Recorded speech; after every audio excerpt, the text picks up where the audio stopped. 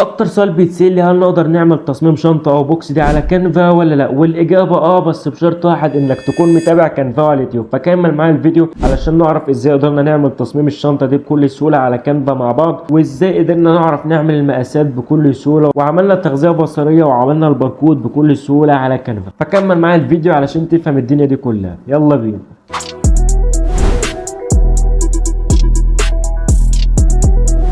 السلام عليكم، ازيكم يا كانفاوية؟ عاملين ايه في فيديو جديد؟ الفيديو بتاع النهارده من ضمن الفيديوهات في كورس الطباعة على كانفا. فلو انت مهتم بالتصميم على كانفا بالموبايل يبقى انت في المكان الصحيح.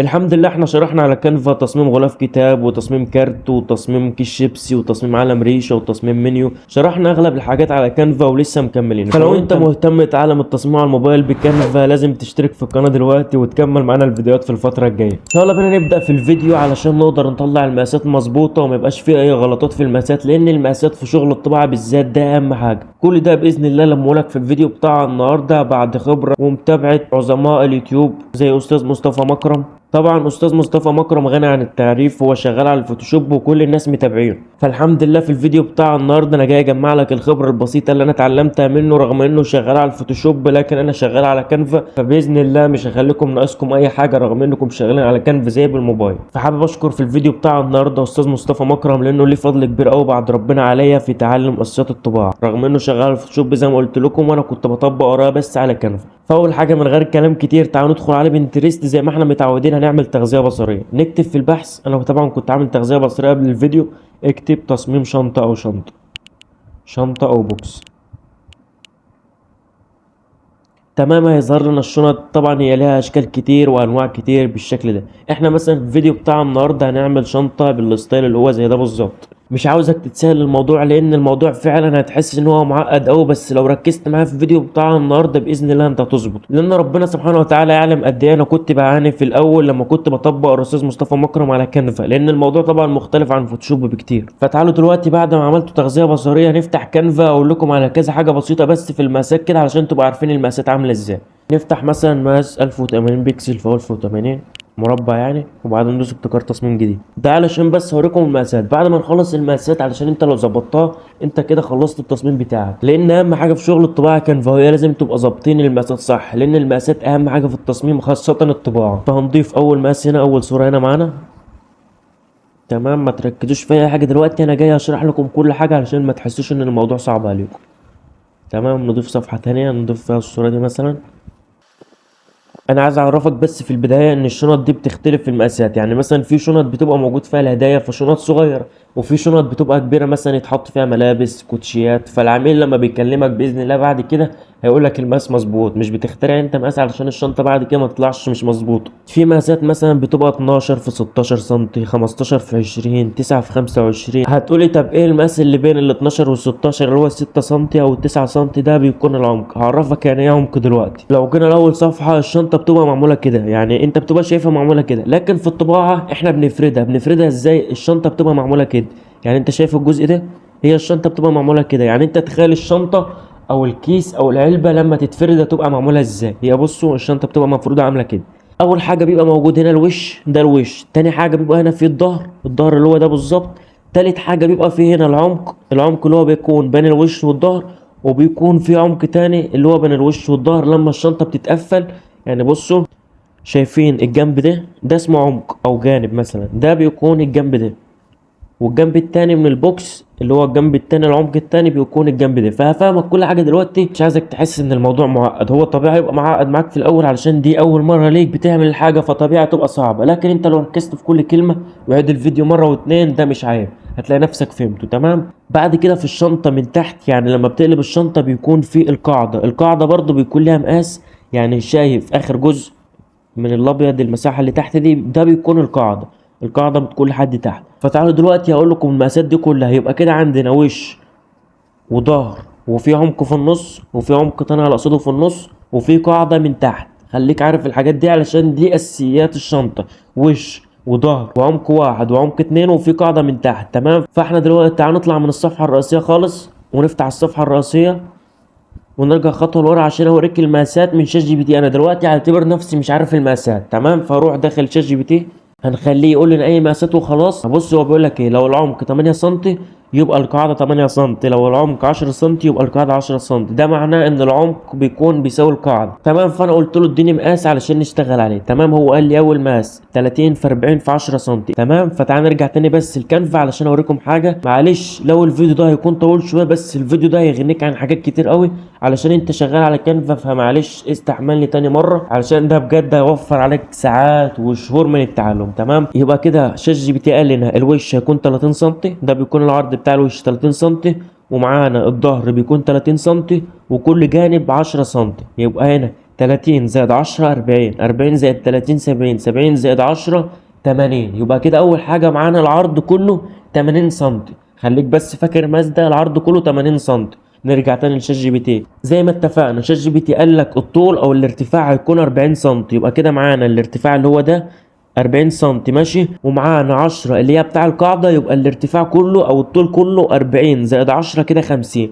يبقى كده العرض 80 والطول 50. تعال نطلع خطوة لورا كده، نرجع للصفحة الرئيسية، والخطوة الجاية هي اللي هتفهمك الدنيا كلها. يعني لو اتلخبطت في اللي فات فاللي جاي ده هيوفر عليك. تمام. نرجع للصفحة الرئيسية، بعدين دوس تخصيص الحجم، حرك الحاجات دي شمال شويه هتلاقي كلمه تخصيص الحجم. تمام.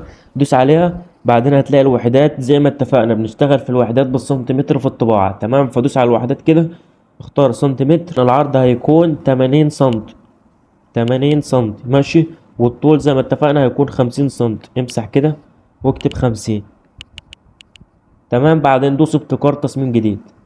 بص يا كانفا هتلاقي فتح معاك الماس ده هنشتغل فيه الوش والظهر والعمق الاول والعمق الثاني والقاعده تحت. فتعالى دلوقتي ندخل على عناصر علشان نقسم التصميم بتاعنا ونبدا نشتغل في العمل علشان تفهمنا اكتر. ندخل على عناصر، ارفع الحاجات اللي فوق كده، اختار من الاشكال شكل مربع او اكتب في البحث هنا مربع. تمام. اختار مثلا المربع ده كده، خلي اللون مثلا اسود، وبعدين نغير الالوان بعد كده. دلوقتي زي ما اتفقنا العرض هيكون 30 في اول وش والارتفاع 40. تمام. فاحنا بص من المقاسات دي خلي الارتفاع يكون 40 سنتي، ارتفاع يكون 40 سنتي، خليه 40 بالظبط. بص دلوقتي 40 و3 من 10. انت كبر كده لحد ما تلاقي نفسك ظبطته. تمام. هو فتح معايا 39 و9 من 10، مش مشكلة. تمام. يبقى كده أول حاجة عملناها الارتفاع 40 سنتي. عاوزين دلوقتي بقى نعمل العرض 30 سنتي. بنفس الطريقة هتشد مربع على اليمين كده هتلاقي فتح معاك العرض. بص العرض بيزيد اهو، صعب كده شوية، العرض خليه 30 سنتي بالظبط. كده الارتفاع عملناه 40 والعرض عملناه 30. بعدين هات المربع ده كده او الوش اللي احنا عملناهاته في الحتة دي كده. ماشي. دلوقتي بقى احنا عاوزين نعمل العمق اللي هو بين الوش والظهر. هتروح دايس دي تكرار، زي ما اتفقنا العمق هيكون كام 10 سنتي. هتخلي الارتفاع نفسه هو 40 والعمق هيكون 10 سنتي. غير اللون مثلا خليه لون رصاصي بالشكل ده كده.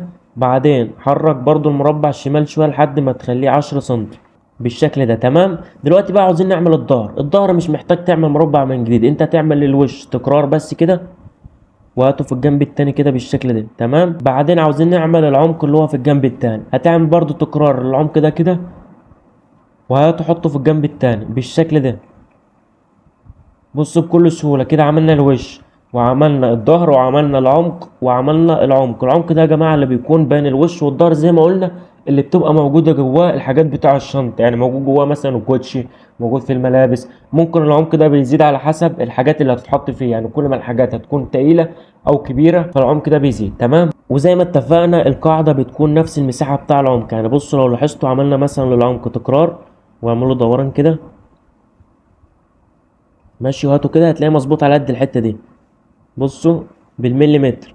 تمام. شدوا كده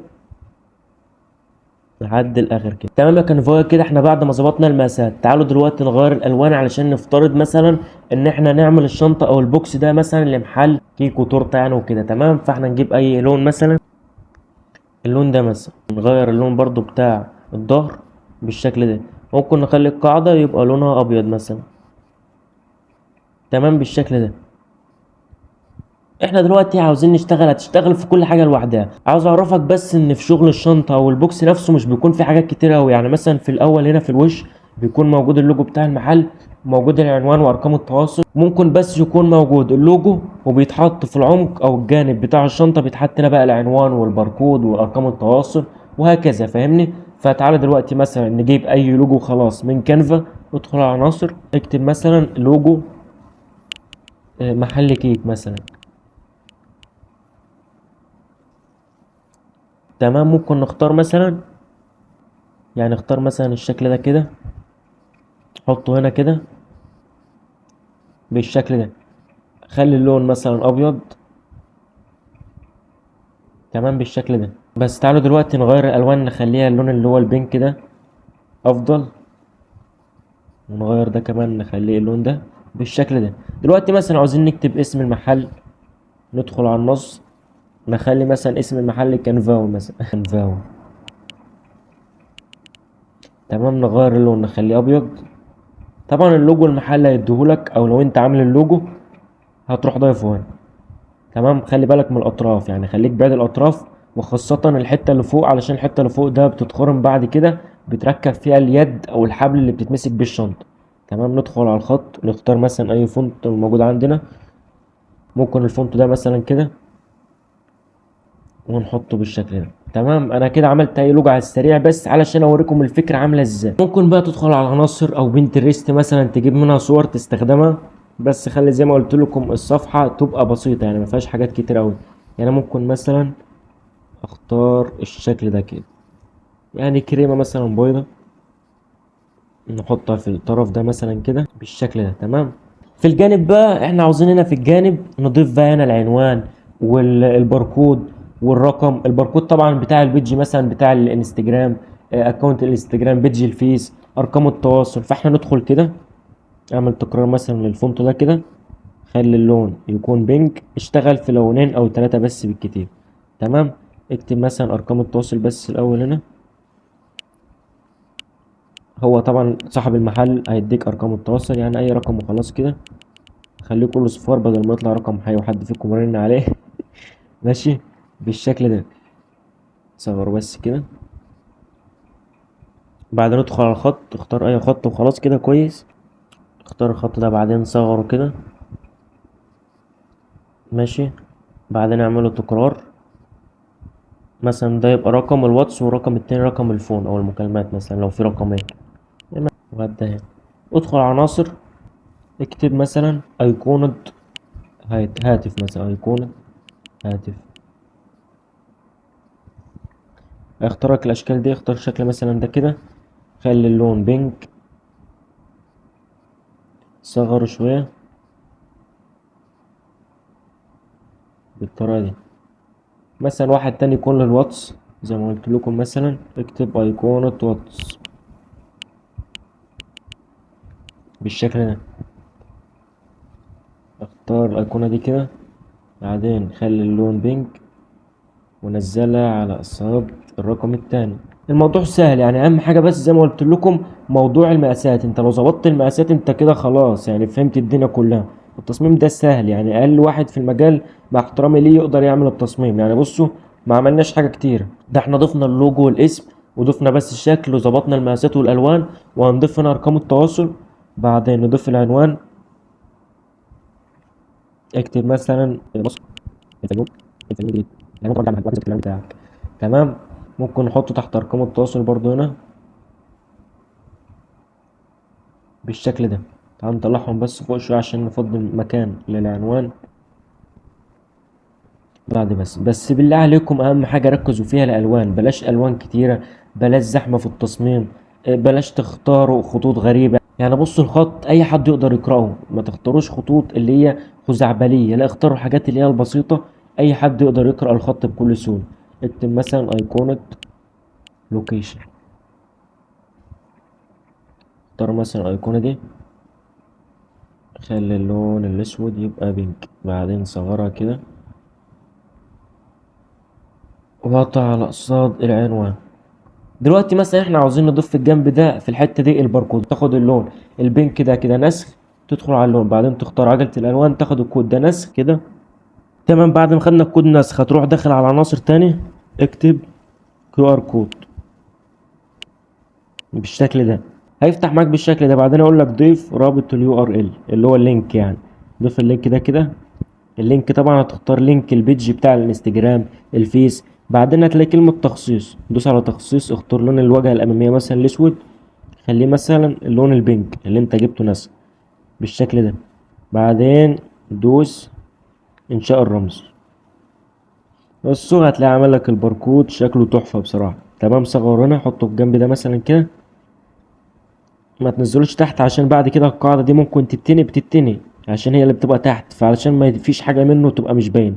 تمام بالشكل ده. مثلا الباركود ده بتاع بيج الانستجرام او الفيس، هتروح داخل على عناصر، اكتب مثلا فيسبوك. بعدين اختار اللوجو بتاع الفيس مثلا، لو هو للفيس الباركود للبيج بتاع الفيس مثلا، خلي اللون بينك. بعدين صغر وحطه على قصاده كده بالشكل ده. وتعالى اوريك بقى حركة كويسة جامدة اوي علشان تعرف ان ده تبع الفيس. هتروح داخل على العناصر، امسح ده كده. بعدين ندخل على المربع، على الاشكال، اختار شكل المربع مثلا ده بالشكل ده. هتدخل على اللون، اختار من غير لون اللي هي اول واحدة. تمام، هتلاقيه اختفى بالشكل ده. هتروح داخل بعد كده على النمط، اختار اول خط، خليه مثلا 3. بعدين اختار لون الخط، خليه بينك. بعدين شده كده، هاته كده، هاته كده، خلي الزاوية مثلا بالشكل ده. إيه رأيكم؟ بصراحة حاجة جامدة أوي. تمام. بعد كده ممكن نحرك الحاجات دي فوق علشان نضيف حاجة في النص، عشان ما نسيبش الحتة دي فاضية. هتدوس على رقم كده، بعدين ندخل على الطبقات، دوس تحديد عليهم كلهم، واختار ايقونات معاك. بعدين ارفعهم لفوق شوية، خليك بعيد الأطراف برضه. بص أنا سايب مساحة قد كده فوق. بعد كده ادخل على عناصر، مثلا عاوزين نضيف شكل كيك، اكتب مثلا كيك. بعدين ادخل على عرض الكل، على التصميم الجرافيك، مثلا اختار الشكل ده كده، خلي اللون بينك بالشكل الجميل ده. تمام. بعدين حرك الهاتف في النص كده. ماشي. احنا دلوقتي عايزين مثلا نضيف خط بين التلات، يعني ندخل على عناصر، امسح، اختار خط، بعدين خلي اللون بينك، بعدين اعمل تكرار، اطفي الجنب التاني بالشكل ده. تمام كده احنا خلصنا اول حاجة الوش، بعدين خلصنا اول جانب. يعني بصراحة شكله تحفة قوي، هيودي الشنطة في حتة تانية خالص. تمام. تعالوا بعد كده للظهر. ونسيت اقول الظهر لكم بقى كانفا اللي محتاج يفعل كانفا برو بسعر كويس ومضمون مني شخصيا، اتواصل مع الرقم الموجود في البايو وهفعله لك في نفس اليوم. يلا بينا نكمل. الظهر بقى ممكن برضو ما نعملش فيه شغل جامد قوي. يعني ندخل على عناصر، اكتب مثلا خلفية كيكة، خلفية، شوف هيظهر لك ايه، خلفية كيك. يعني اي حاجة نفسك فيها اكتبها بس في العناصر. انت لو استغليت العناصر صح انت كده خلاص ضمنت كانفا. تمام. بعدين ادخل على عرض الكل، اختار مثلا الشكل ده كده، هتلاقي لون غامق، خليه ابيض، هاته في الحتة دي. ممكن تسيبه كده على فكرة وخلاص الشنطة انت كده خلصتها. ممكن نقلل الشفافية مثلا، وتروح مثلا نضيف هنا اللوجو تاني، تضيف مثلا صورة كيكة مثلا كبيرة. بس عاوزك بقى تسأل العميل سؤال مهم قوي علشان بعد كده الطباعة تطلع مظبوطة. قول للعميل انت تطبع كام لون. يعني هو العميل مثلا ممكن يكون هيطبع لونين بس، اللونين اللي هو الابيض والبينك. فبالتالي لو انت ضفت لون تالت ده مش هيطلع في الطباعة او هيتمسح في الطباعة، يبقى شكله وحش. فاهمني؟ فانت احتياطي باسال العميل انت تطبع كام لون. تمام. فاحنا نفترض مثلا العميل هيطبع الشنطه كل الالوان، يعني اي لون هيتحط على الشنطه هيطبع معاها. تمام. مثلا ممكن نضيف هنا بقى ايه شكل كيكه. يعني تعال نقلل الشفافيه دي خالص او نمسح بس الخلفيه دي اللي احنا ضفناها. ندخل على العناصر، نختار مثلا الشكل ده كده ونضيفه هنا. بصوا شكله تحفه. يعني دي بعد كده في الطباعه يعني هتطلع حاجه جامده اوي. تمام. بعدين عايزين نعمل لها ظل، ادخل على العناصر، اكتب ظل، اختار مثلا الشكل ده كده ماشي، في كبر شويه. وبعدين ندخل على الطبقات، خليه من تحت الكيكه. طبعا في فيديو اساسيات الظل على كانفا نازل على القناه هنا، لو انت ما شفتوش ادخل شوفه لو ضيع منك يعني الظل. تمام بالشكل ده.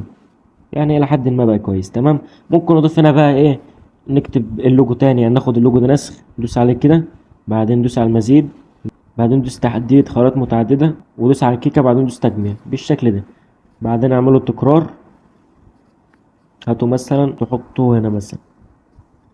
بعدين اعمل تكرار الخط ده كده، بعدين خلي اللون ابيض، اكتب مثلا طعم يستحق كبرها بس شوية كده بالشكل ده. وبعدين نعمل تكرار، نكتب التجربة.